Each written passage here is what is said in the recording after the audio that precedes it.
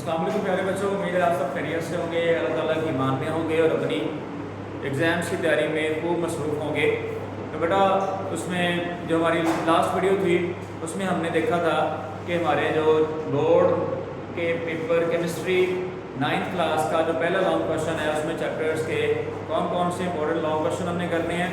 अब हमारे पास दूसरे लॉन्ग क्वेश्चन जिसमें दो चैप्टर हैं, चैप्टर नंबर 3 और 7।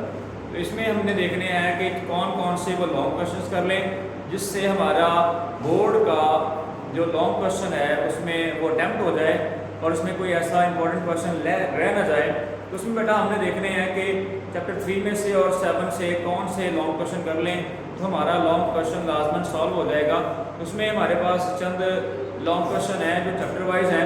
इसमें सबसे पहले मेरे पास चैप्टर नंबर 7 के जो रीडिंग बेस्ड 4 टॉपिक्स हैं उसमें पहला लॉन्ग क्वेश्चन बेटा हमारे पास जो बनेगा वो है discuss Arrhenius concept of acid and base. Arrhenius concept of acid and base में हमने क्या करना है, इसकी डेफिनेशन लिखनी देनी है, इसके बाद एग्जांपल लिख देनी है और इसके साथ आपने दोनों एसिड और बेस की डेफिनेशन के बाद आपने क्या करना है, इसकी जो स्ट्रॉन्ग एसिड बेस की डेफिनेशन के साथ एग्जांपल दे देनी है और साथ में न्यूट्रलाइजेशन रिएक्शन प्रोसेस को एक्सप्लेन कर देना है। ठीक है, ये आपका पूरा लॉन्ग क्वेश्चन हो जाएगा। सेकंड क्वेश्चन है discuss Bronsted and Lowry concept of acid and base. इसमें भी आपने क्या करना है, आपने इस कॉन्सेप्ट की डेफिनेशन लिख देनी है। डेफिनेशन में आपके साथ इसके साथ एग्जांपल्स आ जाएंगी और साथ में आपने कॉन्जुगेट एसिड क्या होता है, कॉन्जुगेट बेस क्या होता है और इसकी लिमिटेशंस के साथ आपने मुकम्मल लिखते हुए इस टॉपिक को पूरा कर देना है। तो ये हमारे पास इस तरह एक लॉन्ग क्वेश्चन है। इसमें जो एग्जाम्पल दी हुई है उसके आपने स्ट्रक्चर भी लाजमी बनाने हैं। थर्ड क्वेश्चन जो है वो properties of acid and bases हैं। इसमें एसिड की प्रॉपर्टीज ज़्यादा आ सकती हैं क्योंकि यहाँ से हमारे पास आना है 5 नंबर का सवाल। चैप्टर 3 में से 5 नंबर का आना है, चैप्टर 7 से 4 नंबर का आएगा। तो इसमें प्रॉपर्टीज ऑफ एसिड में रिएक्शन ऑफ एसिड है, इसके डिफरेंट कंपाउंड के साथ है, reaction of acid with metals है, एसिड विद बेस है, एसिड विद कार्बोनेट्स हैं और एसिड विद बाइकार्बोनेट्स हैं। ये 4 किस्म की प्रॉपर्टीज़ हैं जो आपने लिख देनी है। साथ में आपने बता देना है इनके रिएक्शन से बनता क्या है और रिएक्शन मेंशन कर देनी है।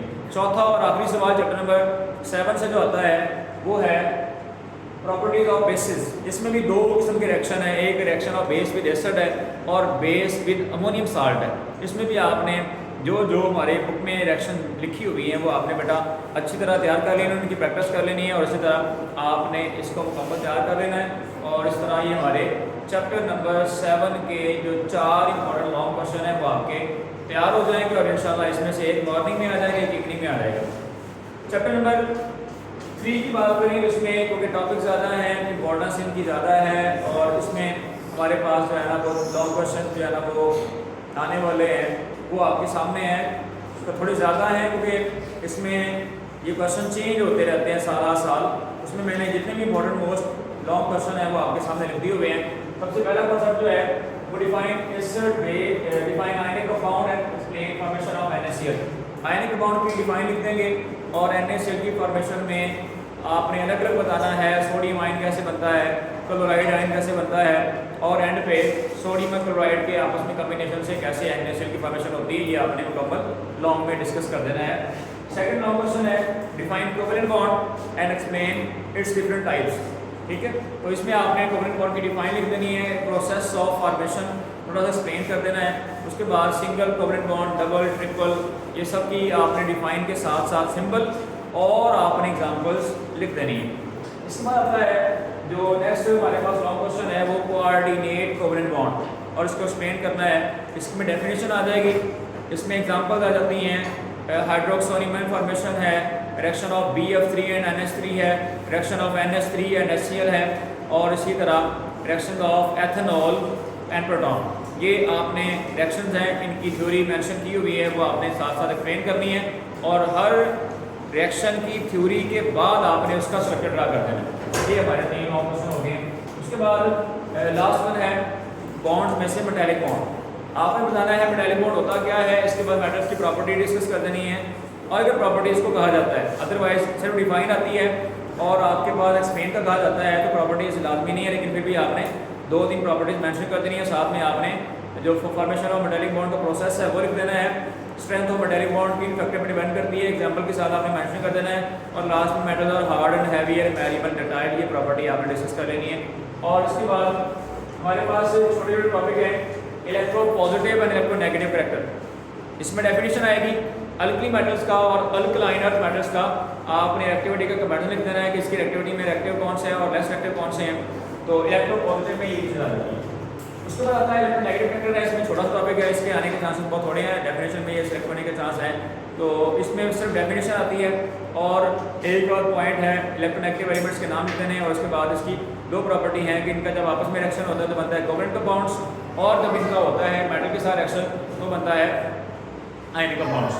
और लास्ट में इंटरमॉलिक्यूलर फोर्स ऑफ अट्रैक्शन में से छोटा टॉपिक है। इंटरमॉलिक्यूलर फोर्स ऑफ अट्रैक्शन में से बेटा आपने क्या करना है, एक डेफिनेशन कर लेनी है और उसके साथ क्योंकि हाइड्रोजन बॉन्डिंग छोटा टॉपिक है, इसमें डेफिनेशन है, एग्जाम्पल में वजाहत नहीं की हुई। इसमें डाइपोल डाइपोल फोर्सेज जो है थोड़ी वजाहत से लिखा हुआ है कि एसिड में पोलैरिटी कैसे आती है, और साथ में डाइपोल डाइपोल फोर्सेज होती क्या है, एग्जाम्पल वगैरह मेंशन की हुई।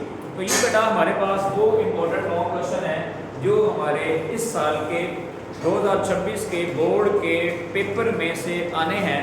तो इसमें से एक मॉर्निंग में आएगा, एक इवनिंग में आएगा। इसी तरह चैप्टर जो दूसरा बताया उसमें से आपका एक मॉर्निंग में आएगा, एक इवनिंग में आएगा। तो बेटा ये आपने लॉन्ग क्वेश्चन तैयार कर लेने हैं, इंशाल्लाह इन्हीं में से आपका पेपर बन जाएगा। और नेक्स्ट वीडियो के लिए आप अपडेट रहने के लिए जैसे हमने आपने सिर्फ एक काम करना होता है कि आपने क्या करना है, आपने सिर्फ चैनल को सब्सक्राइब कर देना है ताकि आपकी जो मेरी नई वीडियो तैयार होगी आपके गेस्ट के लिए वो आपको फ़ौरन मिल जाए, उसका नोटिफिकेशन आपको मिल जाए। और नेक्स्ट जो आने वाली वीडियो है उसमें जो भी आपके लिए कंटेंट तैयार होगा वो आपको फ़ौरन अवेलेबल हो और आप उसकी तैयारी के लिए मसरूफ़ हो जाएं। तो बेटा नेक्स्ट वीडियो के लिए तब के लिए अल्लाह हाफ़िज़।